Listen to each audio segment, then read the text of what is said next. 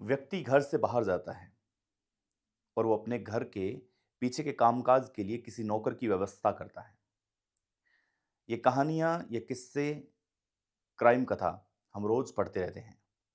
राजस्थान में 4 दिन पहले की हमने क्राइम कथा आपको सुनाई, उसका लिंक हम डिस्क्रिप्शन में दे रहे हैं। ये भी एक ऐसी ही घटना है जो 4 साल पहले हुई थी।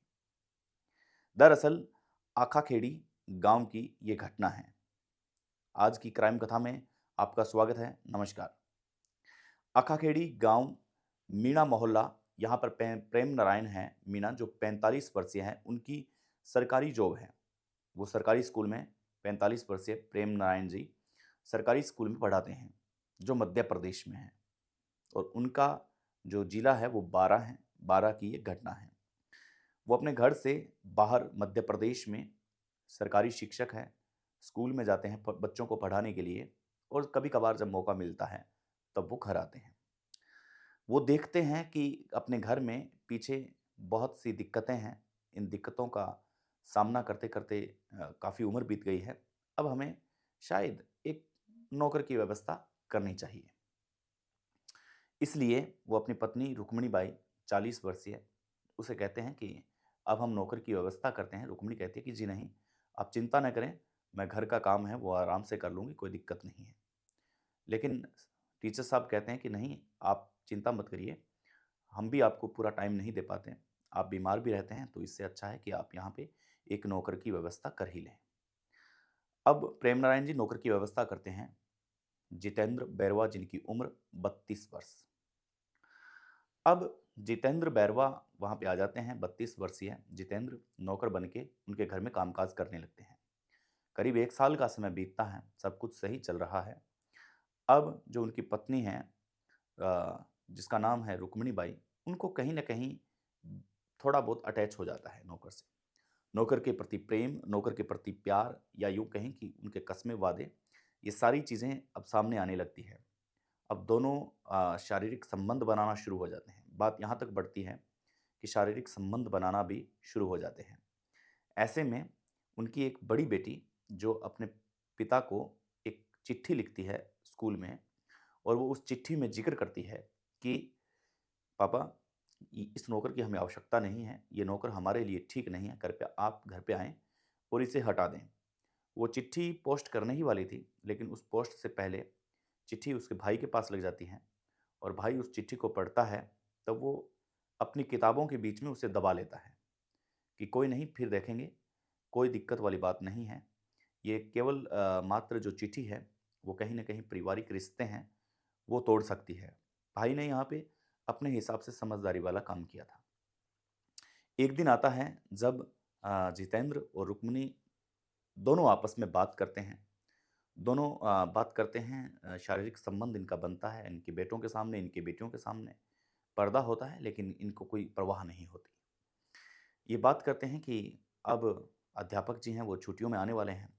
अब हमारा 1.5 महीना है वो निकलना मुश्किल हो जाएगा। अब हम कैसे करेंगे? तब रुक्मिणी कहती है कि इसको सल्टा दो तुम, इसको जान से इसको मार दो, कोई दिक्कत नहीं है, फिर तुम ही यहाँ रहना, कोई प्रॉब्लम वाली बात नहीं है, इसकी हमें कोई आवश्यकता नहीं है, पेंशन हमें मिलती रहेगी, चिंता करने वाली कोई दिक्कत है नहीं। जितेंद्र को इतनी हरी झंडी मिलते ही वो अपने एक दोस्त, जिसका नाम होता है हंसराज, 31 वर्षीय, वहाँ पे संपर्क करता है। हंसराज को कहता है कि इस प्रकार से एक टीचर है जहाँ पे मैं नौकरी करता हूँ, तुम मेरे विश्वास पात्र हो। तुम कुल्हाड़ी और एक तलवार की व्यवस्था करो, और रात को हम जब बुलाएं तब तुम आना, और तुम म, गला काट के मर्डर करके तुम चले जाना। हंसराज कुछ रुपए के लालच में, और मित्रता पक्की थी, तो उसके बहकावे में आ जाता है, और वो तलवार और कुल्हाड़ी की व्यवस्था करता है। अब जो जितेंद्र होता है वो कहता है रुक्मणी से कि मैं यहाँ नहीं रहूँगा जब ये काम होगा, क्योंकि अगर मैं यहाँ रहा तो फिर कानून के पकड़ में आ जाऊँगा। इससे अच्छा है कि मैं घर चला जाता हूँ 2-3 दिन के लिए, और पीछे से तुम ये काम करवा दो। मैंने हंसराज को पूरी बात बता रखी है। रुक्मणी मान जाती है। अब सर हैं वो सो रहे हैं बाहर, सब कुछ एकदम सही। उनकी बेटियाँ हैं, उनके बेटे हैं, वो एक रूम में सो रहे हैं, और पत्नी है, वो भी एक बेटी के रूम में सो रही है। और टीचर साहब हैं, वो बाहर सो रहे हैं। किसी बात को अंदेशा नहीं था, किसी को भी अंदेशा नहीं था कि आज रात को इतनी बड़ी घटना को अंजाम कोई व्यक्ति दे सकता है। मध्य रात्रि होती है, हंसराज दीवार कूदता है। दीवार कूदने के बाद में वो अंदर आता है। तय समय के मुताबिक उसको रुक्मणी है, वो तैयार मिलती है। रुक्मणी एक गिलास पानी पिलाती है, हंसराज को कहती है कि अच्छे से करना, डरना मत, मैं तुम्हारे साथ हूँ, कोई दिक्कत नहीं है, लेकिन करना अच्छे से कि जीवित न बचे। हंसराज इतनी बात सुन के अपने काम में लग जाता है और वो तलवार और कुल्हाड़ी दोनों का उपयोग करके टीचर साहब की गर्दन को अलग कर देता है। यहाँ पर टीचर साहब की आवाज़ तक नहीं निकलती, उफ़ तक नहीं निकलता, क्योंकि वो गहरी नींद में थे और इतना झटका इतना ज़बरदस्त होता है, उस वार इतना ज़बरदस्त होता है कि सेकंड भर में काम तमाम हो जाता है। ये पत्नी अपने हाथों से उसे देख रही थी। इसके बाद में पत्नी उसको दीवार फाँदने में मदद करती है वापस, और दीवार फँदा के उसको वापस आकर के अपने रूम में, अपनी बेटी के रूम में अपने बेड पे सो जाती है, ताकि उसे कोई शक ना हो। वो वैसे ही जैसे नॉर्मल रिएक्ट करती है। अब अगर वो रोना स्टार्ट कर दे या फिर कुछ और स्टार्ट कर दे, तो हो सकता है कि वो लोगों की समझ में आ जाए और पुलिस की गिरफ्त में आ जाए। लेकिन उसने ऐसा काम नहीं किया। उसने वापस आके सो गई। जैसे ही सुबह बच्चे उठे, वो आज देर तक सो रही थी, बच्चों के साथ वो भी उठी। बाहर जाती हैं, देखती हैं, तो पूरी ज़मीन है जो लाल हो चुकी है खून से, और मास्टर जी की गर्दन है वो अलग हो चुकी है।